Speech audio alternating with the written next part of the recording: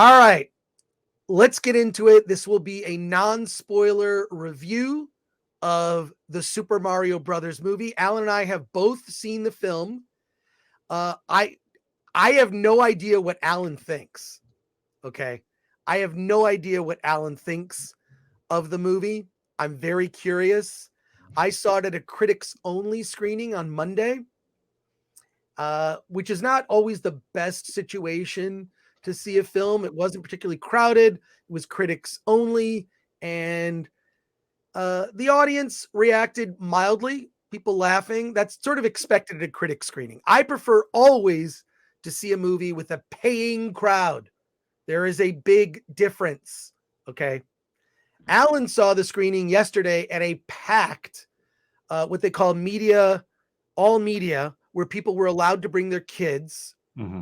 Before I give you my opinion, I want to know, Alan, what did you think of the Super Mario Brothers movie? And you should probably qualify it with how familiar you are with the games, the history, Yeah. etc. Well, I mean, my experience with the games is very early on. Played a hell of a lot of Donkey Kong in high school. Played a lot of Super Mario game. My experience is basically the arcade. Whenever it came out, I played those games. I never owned a Nintendo.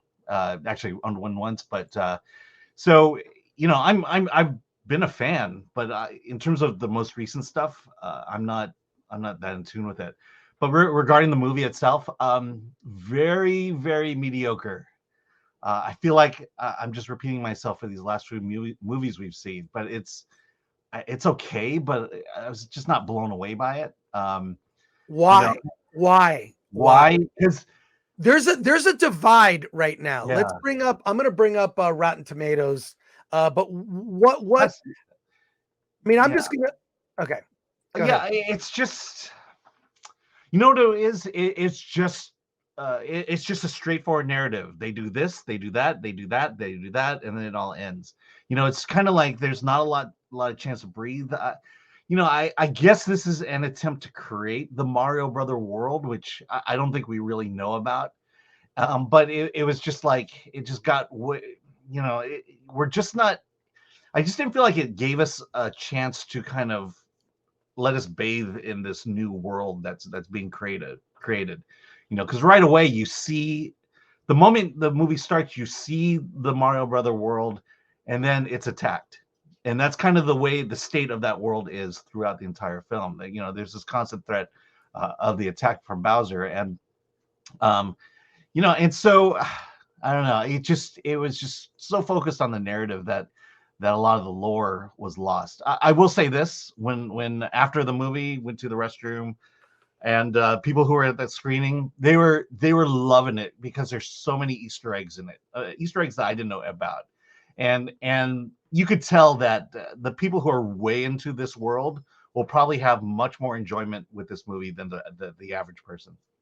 Gotcha. Well, look, I'm trying to bring up the Rotten Tomatoes score for Mario. It's like I'm getting the spinning wheel. It's just okay. Let me see if I can do it. See if you can bring it up. But the last I saw, it was in the high 90% for audience, and it was 44%, if I recall correctly, for the critic score. And I've watched a couple of people who have done reviews of it so far, and I'm in the camp of, and by the way, I love the Mario movies. Sorry. The Mario games. Played the old school ones on the NES, the SNES. Probably my favorite of all the Mario games, and I finished it. I was so, I just love that, was Super Mario 64 for the Nintendo 64. They literally designed a controller to play one game, which was that game. Everything about that game, from the music to the 3D world to translating a hoppy, jumpy, side-scrolling video game into a 3D world and have it be logical, to defeating the bosses and the puzzles and all the secrets, whenever you found one of those stars, was so fun. And I've played like Super Mario Galaxy and other Super Mario games. I think that the Mario Kart games, that's a different kind of game. in my opinion, and that's a fun group game. That's Mhm. not a game you can play yourself. Mario Kart is a group fun game playing online, whatever. Okay, Yeah, it's a race party game, basically. race party game, and it's awesome. Can't critique it. And just like as video games, the Super Mario games are almost flawless. But I'll say there's nothing to me that has topped Super Mario 64, and I don't know why. Why is it they can't just? I would almost rather see them remake Super Mario 64 in 4K. Why can't they do that? So, and at every level that you could criticize a game, technology, gameplay, music, characters. The other thing I love about Super Mario 64, there's no like training level. You begin the game. The best video games teach you as you go. There's not like I'm sick of these games. It's just like, okay, and now train, and then you can Yeah. begin playing the game. You know what? If you design the game well enough, level one is training. And that game does such a good job of guiding you without telling you. You know, it's just Super Mario 64 is a 100% perfect game. It just is. And Nintendo, when it comes to quality, they release fewer games on their proprietary platform. However, I'll say they're much higher quality than a lot of the first, sort of the proprietary platform, the proprietary game for their system. Theirs are just great. You have to own whatever the latest Nintendo system is to be able to play those games, and they are absolutely worth it. So, and look, I'll admit, I'm a casual gamer. I don't game all the time, but when I get into a game like Super Mario 64, finished it. Cyberpunk 2077, finished it. All the Left 4 Dead games, I finished them. Like, I real specific kind of games I like, and then a lot of games I'm just like, I'm going to play this casually, not super into it. But Super Mario 64 is just a fantastic experience. This movie was a letdown for me on several levels. One, I think the story and even the storytelling, it's for children. This is for, and not just children, a specific stage of life of kids. It is single digit aged kids. So 10 and below. And I think and now I'm not telling you that this film will not be a colossal success. I still believe it's going to be number one at the box office. It's going to beat everything. Number one global this weekend. It's going to be huge. However, the parents buy the tickets. And this movie for me did not work on the other level I was looking for, which is an adult level. You know, I want to be engaged in the story and the journey of Mario as a character. You meet Mario at the beginning of the movie, and he literally has a plumbing business with his brother, Luigi. They left their former boss, created their own service. Their plumbing service. They ran an ad on TV, and they are plumbers. And you see them go on a job and kind of screw up the job, and it's goofy and whatever. But it really is. This is specifically targeting children, and it's filled with a ton of Easter eggs. I actually like. This Easter egg comes very early in the movie, which is you see an arcade machine in the background that is integral to the origins of Mario as a character. That's all I'll say. And there's a lot of Easter eggs. An Easter egg is not enough for a movie. I need a story that I can be engaged in. I need characters that I can relate to and be engaged in their journey. They don't need to look like me. I'm not a plumber. I don't wear a hat like Mario. I don't wear a red hat. I'm surprised already that there's already been some crazy articles about sort of looking at this movie through a feminist lens and why, for example, they're criticizing Princess Peach and trying to put some Bowser is an abuser because he wants to marry Princess Peach. So, but everything is so there's no layers to this. It's just one level the whole time. I think a lot of this is an Illumination. Look, I've liked the Minions movies. I think they're fun. I think that last Minions movie was a lot of fun. It works on several levels. It works on levels it works on a level for adults, and it works on a level that little kids will like it. And I think that's important for a movie.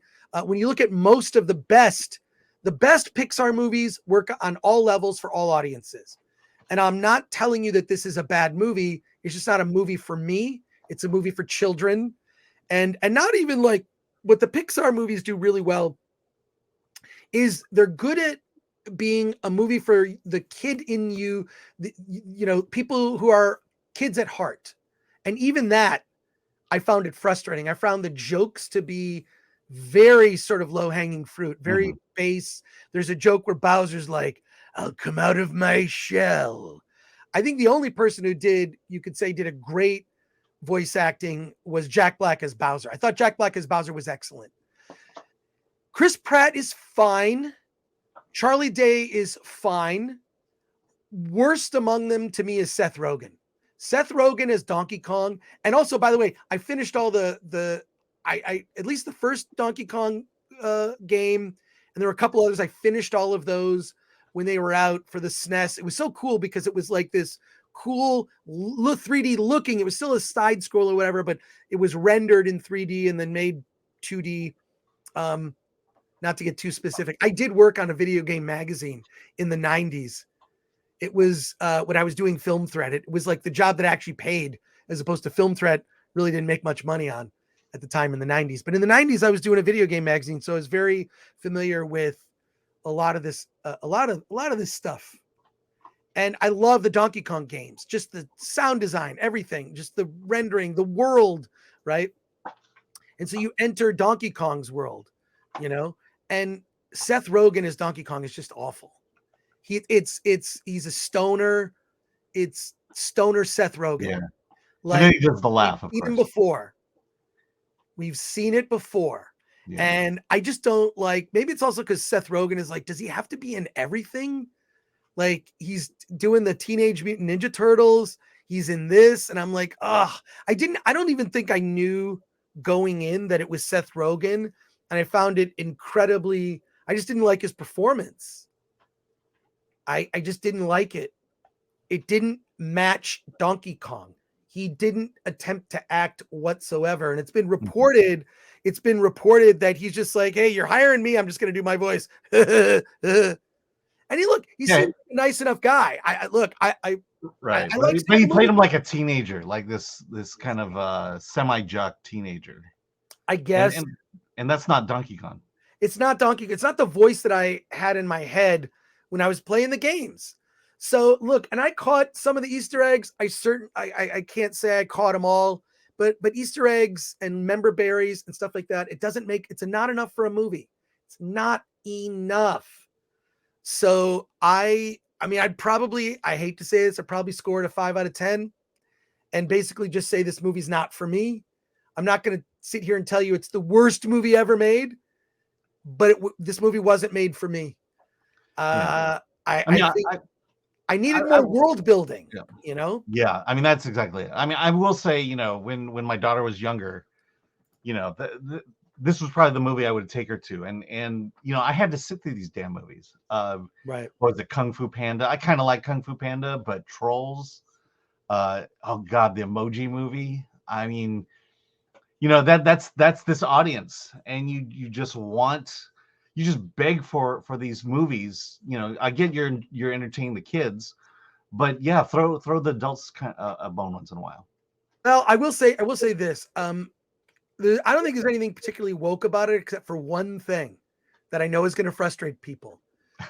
Princess Peach can kick ass. Why is it they always she's got a staff that she fights with. She's not in a dress. She's got this sort of like outfit. And then it devolves into kind of a reference to Frozen, overtly referencing Frozen, where Princess Peach effectively gets the same powers as Elsa of throwing frozen balls, and she's in a blue outfit. I'm going like, did she just fully frozen out? Like, are they just stealing that? And like, it's not great.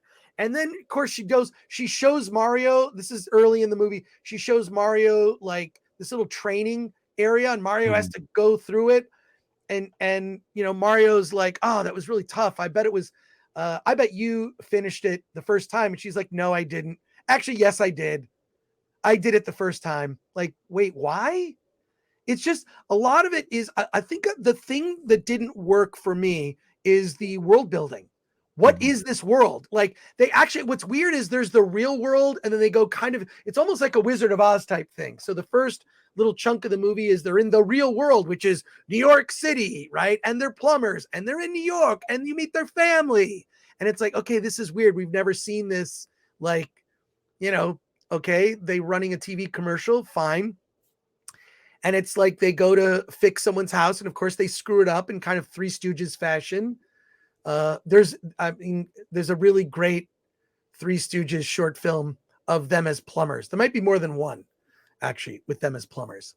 I love the Three Stooges. Shout out to the Three Stooges there. But it's then suddenly they go down this drain and they're in a fantasy world that exists where and why. And it's sort of how like do the drains connect to the earth and to I mean, you're absolutely right. It's just it's the laziness that a lot of these companies do with these IPs is they just assume you play the game so much that we don't have to build a world, right? And no, you do, because that just shows that the series, the game, stories behind the games, and they're just not able to do that. They just there's a pipe. Why is the pipe there? Why is it connected to Earth? I get maybe we're being a little nitpicky here, but you got to give us some touch points with this world that allows us to relate to it. And again, this happened with Dungeons and Dragons to me. It happened to the big one we saw before that. These movies are just blurring together right now. What do you mean they're blurring together? What do you mean they're blurring? Blurring. Maybe you go to the movies too much. Yeah. You need a palette. You know what? It's like a lot of these big mainstream movies, if that's all you watch, I kind of feel like they can be kind of a little deadening. And then you see something like Ben Affleck's Air, and I renew my faith in film. And then next week, Beau is Afraid is coming out. Beau is Afraid is coming out next week, which I think is going to be great. I can't wait. I think that everyone will hate it, and I'm probably going to enjoy it. So there you are. But I think the bottom line for me is this is a 5 out of 10, and it's going to make a ton of money, and we will see second weekend how it's going to do. I actually, I just think that they made a mistake by really not world building more, just stronger world building. And then secondly, also, have some appeal for adults. I mean, the one thing you could say is, well, the Easter eggs, those are for adults, because not the kids are not going to get all of that. I mean, I will say probably the best sequence in the whole movie was the Mario Kart when they all get their carts and they have to race. That I like. But even that went too fast and it kind of got ruined midway through. True. And we'll talk about that on Friday. Yeah, we'll actually revisit. We're going to revisit Super Mario Brothers on Friday. We're going to have a discussion of video game and video game influenced movies. We're going to review Tetris on Friday, and we'll do a spoiler review of Super Mario after you all have seen it. We're keeping it spoiler free for now. But it's a 5 out of 10 for me, and I wanted to like it a lot more. Yeah. This movie, box office wise, it'll make a lot of money because kids' movies make a lot of money. And there's no competition for it right now because you're not going to take your kids to see anything else. Here's the one thing I've learned about myself in like reviewing films and all that is there's no correlation between I love a movie, this is a 10 out of 10, and box office. Yeah. Or there's no correlation. A movie can be a terrible movie and I despise it and it makes a ton of money. Conversely, I can see a movie I think is the greatest thing in the world and it makes 2 cents. So, and that's why I really love that Rotten Tomatoes still can't bring it up. I don't know if it's getting slammed. But it was at 55%. That's kind of where I saw it last. And, it's smartly this is spring break season right now. Like my kid's on spring break. So it's in theaters right now. It's running like crazy. The theaters are packed. You know, depending on when you have spring break, you know, they'll still be there. So it is going to make a lot of money, believe me. And it's not. I think the curse is you know you'll be mildly bored watching it as an adult, but I think it's there for kids. Yeah, I think, and it's 90 minutes. At least it's 90 Yep. minutes, so it's short. So there you have it.